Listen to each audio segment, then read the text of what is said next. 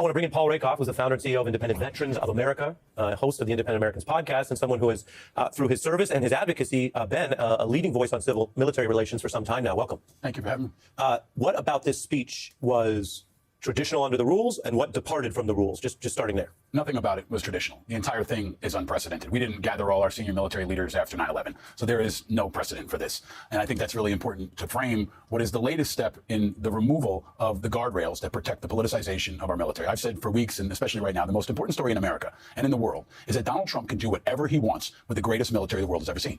That includes bombing Iran. That includes hitting ships off the coast of Venezuela. It includes sending troops into American cities, now like Portland. And it includes bringing together over 800 generals from around the world for what turned into a very overtly inappropriate, unacceptable political speech that was bookended by kind of a culture war TED talk from Pete Hegseth, who is hollow, who is fragile. And I think it was a very deep low point, not just for our military, but for our democracy. And the president, let me ask you, the president says, oh, you can applaud if you want to and agree. Right. But that's not what the military rules say. Right, and I think if there's a silver lining, the discipline and military bearing of the generals in that room is it. They did not applaud. They held their bearing. Most of them didn't want to be there and know this is inappropriate and unacceptable. They showed up and they spoke volumes with their silence. But there's an important point here.